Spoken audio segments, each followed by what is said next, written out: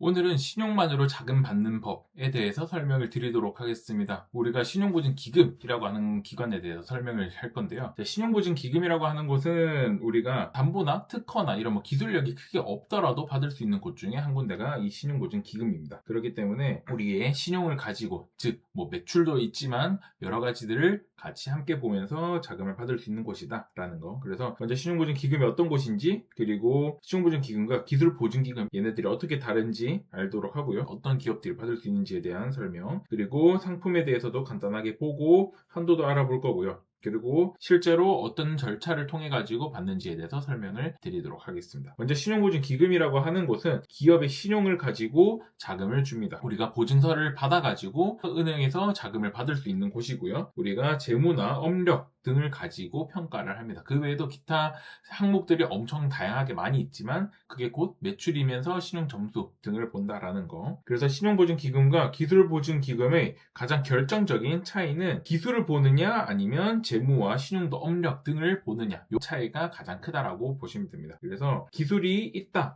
특허가 있거나 뭔가 새로운 걸 만들어낸다 라고 하면 기술보증기금, 재무나 신용이 탄탄하다 라고 했을 때는 신용보증기금 갈 수 있다 라는 거 보시면 되겠습니다. 우리가 사업을 계속 이어오는데 재무제표가 좀 탄탄한 곳들입니다. 우리가 자본 총계도 괜찮고 단기 순이익이라던가 그 다음에 장기 차익, 우리가 재무적인 요소들, 매출액은 당연히 기본이고요. 그런 것들을 잘 하고 있는지, 그 다음에 수치가 괜찮은지를 보는 거고, 그리고 연체 체납 이런 리스크도 없애야 되고 재무적으로 안정적인, 이게 사실 가장 크겠죠. 그리고 대표가 개인 사업자이건 법인 사업자이건 우리 대표자의 신용도 중요합니다. 그게 문제가 없어야 한다라는 거. 그래서 주요 상품들은 운전 자금에 대한 내용도 있고, 그 다음에 창업 초기에 받을 수 있는 자금들도 일부 있습니다. 그리고 수출, 그 다음에 유동화 특화 자금. 상품들은 이것 외에도 엄청 다양하게 많습니다. 신용보증기금 홈페이지에 들어가 보셔도 어느 정도의 간략한 상품들을 볼 수 있는데, 그 중에서도 가장 많이 받을 수 있는 것 중에 하나가 운전 자금이고, 그 다음에 수출을 한다라고 하면 수출에 대해서도 자금을 받을 수 있습니다.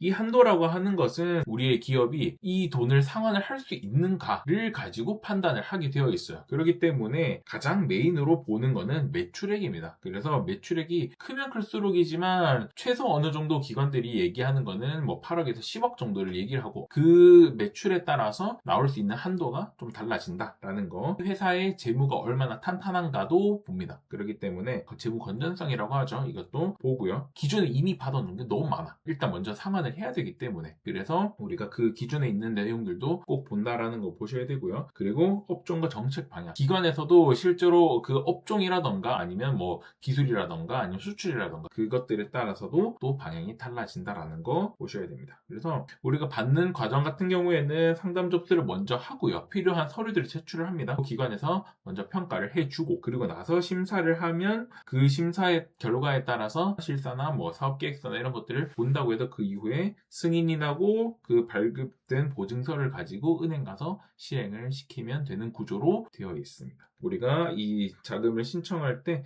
세금이라던가 4대 보험 연체 이런 것들은 무조건 절대로 미납되거나 연체되거나 하면 안 된다라는 거 꼭 알고 계셔야 합니다. 그래서 신용보증기금에서 좋아하는 기업은 꾸준한 매출과 안정적인 재무, 그리고 낮은 부채 비율, 그리고 연체는 당연히 없어야 합니다. 우리가 나라에서 자금을 빌리는 거잖아요. 그렇기 때문에 어디에 어떻게 쓸 건지에 대한 명확한 가이드가 있으면 훨씬 더 좋아한다라는 거고, 싫어하는 곳은 당연히 이런 체납, 그리고 연체되는 거, 그리고 부채가 이미 너무 많다거나, 그리고 매출 근거도 좀 애매하다, 그 다음에 어디 어떻게 쓰는지도 모호하다, 이런 것들에 대해서는 기관에서 좋아하지 않습니다. 오늘의 정리를 하자면 신용도 자산이다라는 거, 이게 꼭 우리가 담보물이 없더라도, 뭔가 담보를 잡지 않더라도 우리가 매출이라던가 자본이나 이런 재무적인 것들에 대해서 자금을 받을 수 있다라는 거. 그리고 기술보증기금은 아까 기술을 보고, 그 다음에 신용보증기금은 신용을 보는 것처럼 보는 관점이 약간 달라요. 그리고 결국에는 신용보증기금에서는 재무관리가 중요하다라는 거. 실제로 우리 기업이 신용보증기금에 갈 수 있는지 없는지 궁금하신 분들은 상단에 있는 전화번호나 아니면 저희 쪽으로 무료 상담 남겨주시면 도와드리도록 하겠습니다.